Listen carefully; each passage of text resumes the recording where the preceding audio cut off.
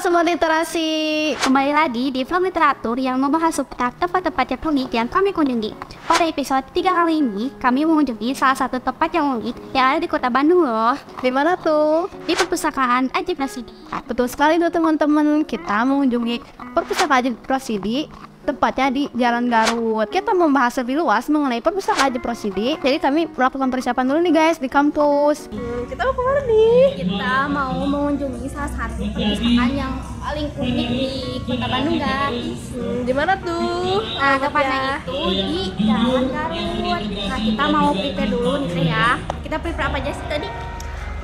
Tadi kita sarapan dulu ke kantin. Nah, kita sarapan apa aja sih? Sebenarnya bukan sarapan sih, kayak ngemil gitu buat asupan nutrisi biar sebuah gitu kan sih ngevlognya. Ya, kita biar semangat ngevlog buat literatur episode ketiga ini guys. Gitu. Tadi lagi di kampus.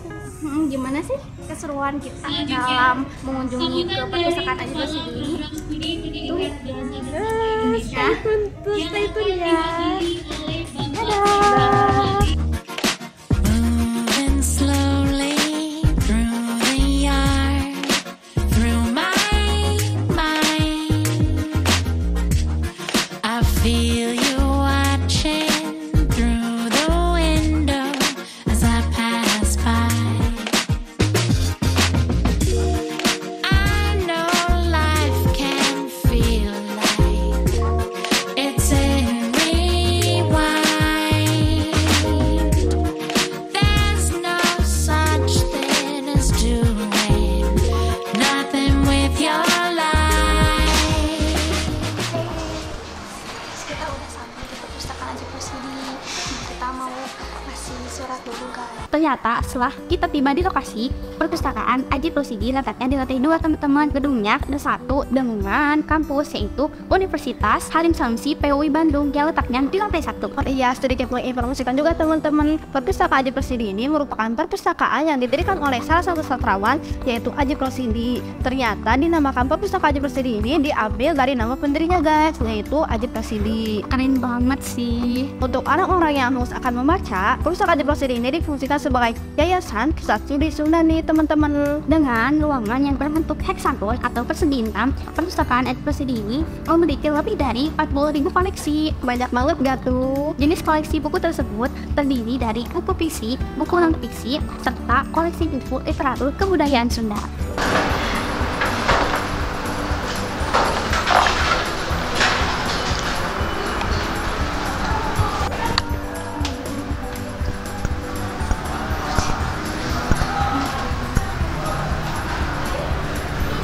Mau kemana? Jadi apa?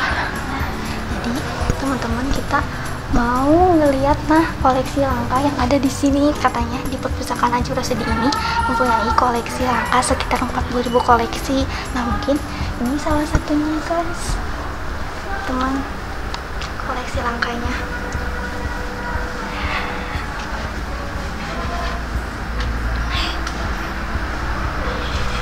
Apalagi sih? Guys, solid ini improvisasi geografi dan sejarah ya. Kita menemukan buku-buku mengenai sejarah-sejarah. Banyak banget ya, tentang naskah Sunda. Ada apa teh? Babat. Tahu babat? Tahu, babat. Oh, setiap babat Cirebon ya ini. Berarti kalau babat tuh setiap daerah pasti adanya. Ada. Tergantung daerahnya. Ini bukunya kayak gini, buku ini. Di sini. Jadi emang udah dari lama gitu ya. Iya, guys. Memiliki koleksi yang langka dan juga banyak. Gitu.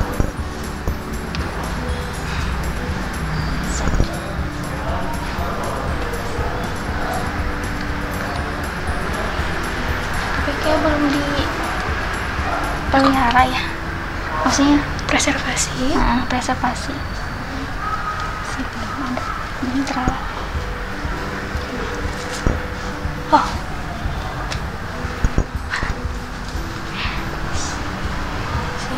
aku juga nemu kayak karya ulang gitu, contohnya skripsi guys.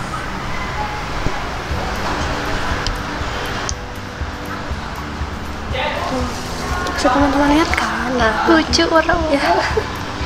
Bagi mahasiswa yang lagi nyusun nih tugas akhir, boleh di sini ada referensinya. Ini buat jurusan ya jurusan kayak sastra Sunda gitu. Upi, lepas. Masih Apa sih? Upi ya. Upi ya. Guys, kalian bisa nyari referensinya di sini. Banyak banget judul-judulnya.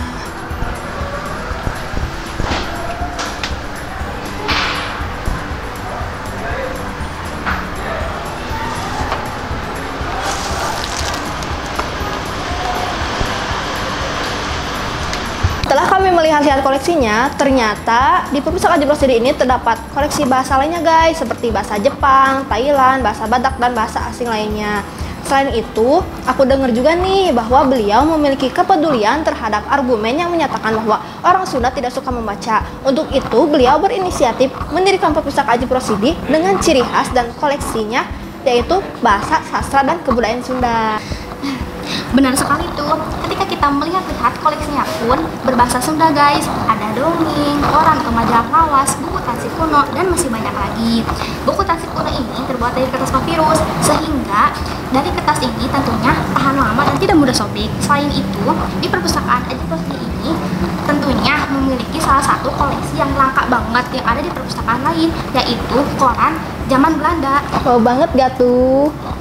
Kemudian, karena kita penasaran ingin mengetahui lebih luas mengenai perpustakaan Haji Rosidi, kita melakukan wawancara dengan pustakawan perpustakaan Haji Rosidi. Ini sebelumnya belum kenalan sama tetehnya, namanya siapa? Elis, Umurnya umur 30. 30. Teteh sebelumnya spesial di sini tuh teteh pendidikannya gitu dari apa gitu yang mungkin bisa memotivasi teman-teman gitu kalau pengen Pendidikannya sastra Inggris. sastra Inggris dari UPI. Oke, kayak sama anak sastra juga berarti. Iya. Terus ini nggak boleh nanya nggak sih kenapa motivasi apa yang membuat pengen teteh aja gitu ya? Teteh pengen kerja di sini gitu atau bisa kerja di sini awalnya gimana? Oh, kerja di sini sebenarnya itu tadi ya karena biasanya anak sastra biasa dekat sama buku dan segala macam ya nyaman aja kerja di perpustakaan ya. Mungkin kendalanya adalah karena nggak ada basic pengetahuan ke perpustakaan sama sekali. Jadi mungkin agak susah awalnya karena semuanya harus belajar langsung sambil ngerjain, sambil kerja tuh semua langsung belajar sendiri. Ya nggak tahu ilmu yang benar-benar tertulisnya harusnya kayak gimana ya belajarnya jadi langsung sambil mengerjakan. Tapi ya itu tadi karena motivasinya dia kerja di perpustakaan sebagai anak sastra enak pasti ke perpustakaan. Ya, jadi motivasi awalnya itu dapat kesempatan kerja di sini ya belajarnya sambil kerjanya keahliannya dipelajari langsung sambil bekerja. Buku yang emang paling dulu banget tuh tahun berapa? Buku itu sebenarnya kita ada dari transkrip yang tua yang bukan dari kertas yang zaman sekarang juga ada. Jadi materialnya bukan dari kertas itu kita punya. Koran-koran dari zaman Belanda juga kita punya. Kan itu nggak terlalu lama. Terus ya sih mungkin yang paling tua tapi jatuhnya lebih ke transkrip. Untuk perpustakaan digunakan untuk umum sih paling sangat minimum ya. Karena kita masih belum ada dari sumber daya manusianya juga kurang. Jadi saya sendiri karena saya pendidikannya bukan dari situ, jadi untuk preservation itu sendiri untuk perawatan itu masih kurang pengetahuannya, apalagi untuk prakteknya karena saya sendiri nggak ada basic pengetahuannya. Sebelumnya memang ada yang bantu, tapi karena sekarang tidak ada mereka, jadi agak susah sih. Tapi mungkin selain perawatan itu kita juga mulai ngadain scanning si transkripnya agak lama, jadi kita pindahkan ke material yang lain, jadi untuk supaya materinya tuh bisa kita selamatkan. Setelah kita melakukan wawancara dengan pustakawan, kami mendapatkan informasi yang cukup banyak mengenai perpustakaan Haji Rosidi dan informasi lain juga sangat menarik loh guys. Nah, untuk kalian yang ingin mengunjungi ataupun meminjam koleksi di perpustakaan Haji Rosidi ini, prosedurnya sangat mudah nih teman-teman. Gimana tuh prosedurnya? Kalian cukup menunjukkan kartu identitas karena di perpustakaan Aji Prosidi ini belum ada sistem anggota. Atau misal nih, kalian ingin melakukan vlog literatur perpustakaan seperti kita, kalian cukup membawa surat pengantar dari fakultas maupun universitas. Simple banget guys. Pastinya. Untuk meminjamkan koleksi perpustakaan Aji Prosidi ini, kalian bisa meminjam 6 buku dengan tenggat waktu 7 hari. Iya, tadi aku denger nih kamu bilang bahwa di perpustakaan Aji Prosidi ini terdapat koleksi-koleksi kuno atau koleksi-koleksi langka. Nah, apakah jenis koleksi tersebut bisa dipinjam gak sih? Nah iya teh, untuk koleksi-koleksi kuno ada yang bisa dipinjamkan, ada juga yang bisa dibaca di perpustakaan saja. Jenis koleksi kuno yang bisa dipinjam yaitu dilihat dari segi fisiknya terlebih dahulu. Jika segi fisik buku tersebut itu utuh dan layak dipinjamkan, maka dapat dipinjam. Namun dari segi fisiknya itu tidak utuh dan tidak layak dipinjamkan, maka tidak bisa dipinjam karena untuk meminimalisir kerusakan pada buku tersebut. Nah, selain itu, berasal dari mana aja sih koleksi yang ada di perpustakaan Aji Prosidi itu? Untuk koleksinya itu berasal 50% dari Pak Aji, dari peneliti, serta kerjasama dengan para penerbit juga loh. Kita ingin sedikit bercerita juga nih guys. Kalian pasti berpikiran bahwa orang-orang yang sering mengunjungi perpustakaan itu berasal dari mahasiswa perpustakaan. Ternyata setelah kita melakukan wawancara dengan pustakawannya, mayoritas mengunjungi perpustakaan Aji Prosidi ini yaitu dari anak sastra, karena seperti yang dibilang tadi, kebanyakan koleksi di perpustakaan Aji Prosidi itu dari budaya, sastra, dan bahasa. Nah, mereka juga biasanya sering mencari referensi untuk penelitian di perpustakaan tersebut teman-teman. Pastinya dong, gimana gak tertarik? Coba koleksinya pun cocok banget nih buat anak sastra. Tapi untuk teman-teman yang suka banget dengan karya sastra ataupun kalian suka membuat saja puisi, dongeng, bahkan pantun, bisa juga nih mencari referensi di perpustakaan Aji Prosidi karena banyak banget koleksinya tentang kesusastraannya guys. Tapi tidak hanya anak sastra saja loh yang suka mengunjungi perpustakaan Aji Prosidi ini. Anak perpus juga suka ada yang mengunjungi perpustakaan ini. Tapi anak perpus ini lebih ke ingin mengetahui bagaimana sih cara merawat buku kuno atau buku langka supaya tetap utuh. Iya juga sih, kita sebagai anak perpus tentunya pengen tahu bagaimana sih cara merawat koleksi-koleksi kuno agar tetap utuh. Bener banget tuh. Tapi teman-teman tahu gak, ternyata pustakawannya pun latar belakang pendidikannya dari sastra Inggris loh. Keren banget gak tuh? Meskipun latar belakang pendidikannya bukan dari jurusan ilmu perpustakaan, beliau juga sampai belajar guys.